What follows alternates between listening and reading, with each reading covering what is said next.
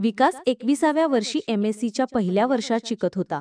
त्याचे मामा रमेश काका पुण्यात पोस्ट ऑफिसमध्ये मास्तर म्हणून काम करत होते. रमेश काका आणि सुमनताई यांचं प्रेमविवाह झालं होतं.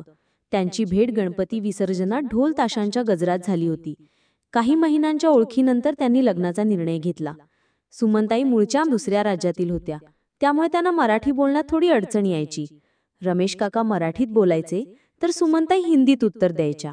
त्यांचं नातं वेगळ्या पद्धतीनं फुलत होतं. रमेश काकांनी नुकतंच पुण्यात एक नवीन भाड्याचं घर घेतलं होतं. घरात सामानाचा पसारा पडला होता आणि त्यांना व्यवस्थित करण्यासाठी विकासला बोलावलं होतं. विकास मागच्या संध्याकाळीच तिथे पोहोचला होता. घर एक BHK होतं, पण हॉल आणि खोल्या बऱ्यापैकी मोठ्या होत्या. सुमनताई स्वभावानं खूप मोकळ्या आणि प्रेमळ होत्या.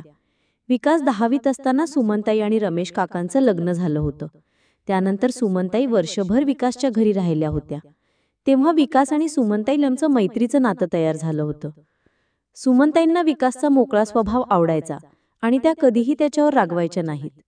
पण आता 4 वर्षांनंतर सुमनताई आणि रमेश काकांना अजूनही मुलं बाळन होतं.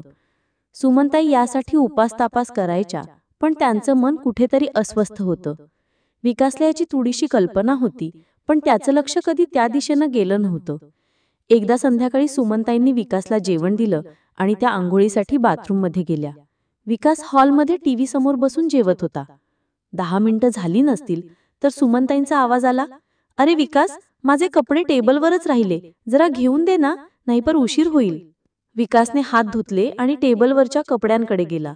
वर साडी आणि ब्लाऊज होतं, पण खाली अंतर्वस्त्रही होती. ती पाहून विकासला कसं तरीच झालं. त्याला अशा गोष्टींची सवय नव्हती.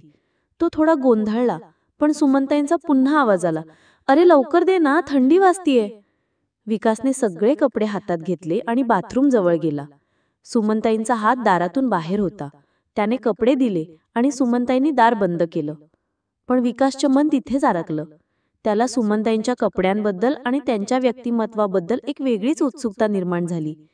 त्याने बाथरूमच्या दारातलं एक छोटंसं छिद्र शोधलं आणि आत डोकावलं.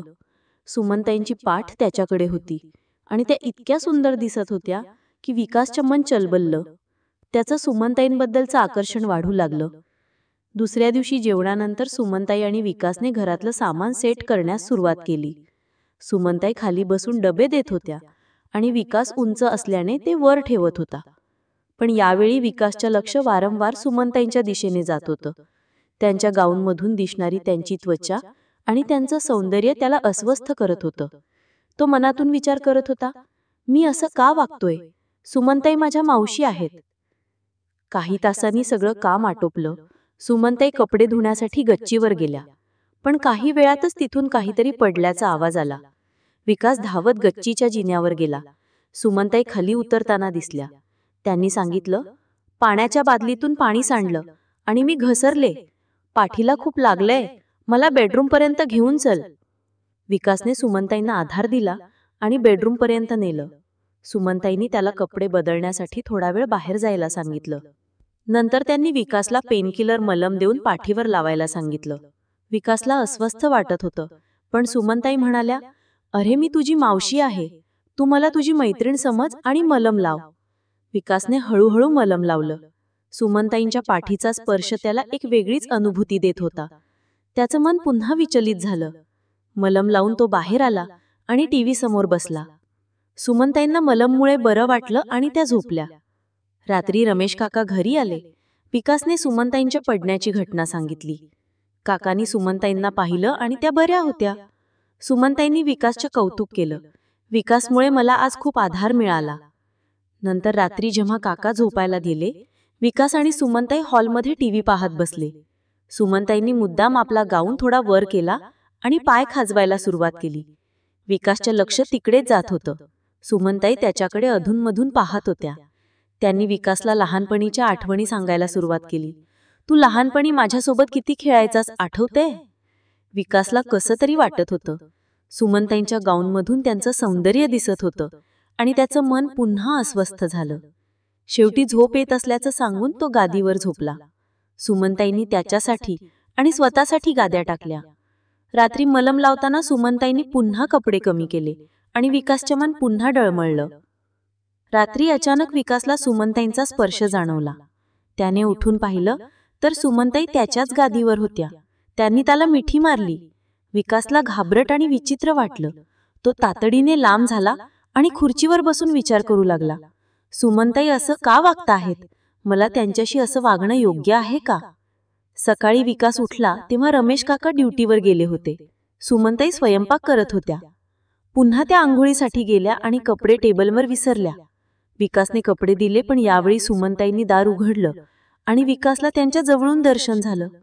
त्याचं मन पुन्हा विचलित झालं, पण त्याला भीतीही वाटत होती. सुमनताई बेडरूममध्ये गेल्या आणि पुन्हा मलम लावायला बोलावलं. यावेळी त्यांनी विकासला त्यांच्या भावना स्पष्ट केल्या. विकास, मला रमेशकडून कधीच त्या प्रेमाची अपेक्षा पूर्ण झाली नाही. मला तुझ्याकडून आधार हवाय. तू मला सोडून जाऊ नकोस. विकासला धक्का बसला. त्याला सुमनताईंची व्यथा कळली, पण त्याचं मन त्यांना चुकीचं वाटत होतं. त्याने तातडीने रमेश काकांना फोन केला आणि सांगितलं, माझ्या परीक्षेचा निकाल लागणार आहे, मला गावी जायचं आहे. काकांनी परवानगी दिली, पण त्यांच्या मनातही शंका निर्माण झाली. विकासने सामान पॅक केलं आणि सुमनताईंना सांगितलं, तुम्ही आणि काका एकमेकांचा आधार बना, मी जाईन. सुमनताई रडू लागल्या, पण विकासने त्यांचं ऐकलं नाही. तो बस स्टँडवर गेला आणि घरी पोहोचला. घरी पोहोचल्यावर त्यांनी विचार केला, मी सुमनताईंबरोबर चुकीचं पाऊल उचललं असतं तर माझ्या आणि काकांच्या नात्याला तडा गेला असता. नातं जपणं जास्त महत्वाचं आहे.